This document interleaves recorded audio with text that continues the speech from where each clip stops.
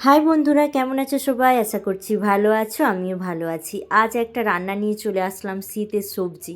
তো কারা কারা শীতের সবজি খেতে পছন্দ করো? এই একমাত্র শীতকালেই সমস্ত রকমের ফ্রেশ ফ্রেশ সবজি পাওয়া যায়। না হলে তো যেন সবজিগুলো নেওয়াই যায় না, এরকম অবস্থা। আর এই শীতকালে তো একদম ফ্রেশ টু ফ্রেশ সবজি তুমি পাবে। তো আমি সমস্ত কিছু সবজি নিয়ে নিয়েছি এখানে। সমস্ত কিছু সবজি দিয়ে পালং শাক দিয়ে একটা ঘ্যাট বানাবো। তো আগেই সবজিগুলো কেটে নিয়েছি, ওতে সমস্ত কিছু সবজিই আছে। বেগুন, ওগুলো সব দেশের সবজি। বেগুন, ফুলকপি, সিম, একটু বাঁধাকপি দিয়েছি, পালং শাক, বিনস, গাজর, কুমড়ো, ওলকপি, মানে যাবতীয় সবজি অল্প অল্প করে দিয়ে আগে আমি তেলেতে, দেখো তেল কড়াই দিয়ে দিয়েছিলাম, গরম হয়ে যেতে ভেজে নেব। খুব একটা ভাজবো না, বেশি ভাজা হয়ে গেলে সবজি নাকি তার কোনো গুণ থাকে না, সেই কারণে একদমই অল্প। আগেই একটু লবণ দিয়ে দিয়েছিলাম, তারপরে একটু হলুদ দিয়ে দিলাম। হলুদ লবণ একসাথে দিয়ে এবার ভেজে নেব ঢাকা দিয়ে। ভাজা হয়ে গেলে হালকা জাস্ট ভাজা হবে, আমি এর মধ্যে পালং শাকটা দিয়ে আবারও ভেজে নেব। আর আমি না এতে একটুও জল অ্যাড করব না, সমস্ত কিছু পালং শাকের জলেই সেদ্ধ হবে জিনিসটা। ওতে কী হয়, তোমার টেস্ট ভালো হয়। যে কোনো তুমি শাক রান্না করো না কেন, তুমি যদি জল দাও ওতে অতটা টেস্ট হয় না। আর শাকের জলেই যদি তুমি সমস্ত কিছু সবজিগুলো সেদ্ধ করো বা শাকের জলেই তুমি ব্যবহার করো, ওতে তোমার সবজির টেস্ট হয়।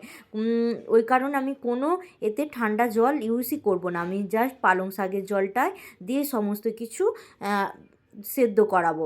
এখানে দেখো চাপা যে দিয়ে দিলাম, এতেই সব সেদ্ধ হয়ে যাবে, তোমাকে এক্সট্রা করে আর জল দিতে লাগবে না। ওইদিকে আমি একটু শিলে বেটে নেবো। আমি শাক শাক তরকারি বলো, একটু ঝোল বলো, যাই রান্না করি শিলে বেটে মশলা করি। এতে দেখো বাটনা নিয়ে নিয়েছি, এতে রাঁধুনি ফোড়ন, মৌরি, জিরে, গোলমরিচ, ধনে সমস্ত কিছুরই মশলা রয়েছে। এইদিকে দেখো আমার সবজি একদমই সেদ্ধ হয়ে গেছে, দেখেছো? আমি কিন্তু একটুও জল অ্যাড করিনি। তো এরপরে আমি একদমই মশলা কষে নেব। কড়াইতে আগে সর্ষের তেল গরম করে নেব। আর আমি কোনো সাদা তেল আমি ইউজ করি না, আমি সবসময় সর্ষের তেল ইউজ করে থাকি। সাদা তেল একমাত্র লুচি, পরোটা এইসব করলেই ব্যবহার করি, তাও আবার খুব কম। এখানে দেখো কালো জিরে আর শুকনো লঙ্কা ফোড়ন দিয়ে দিয়েছি, তেজপাতাটা দিতে ভুলে যাচ্ছি, তো পরে আমি অ্যাড করে নেব।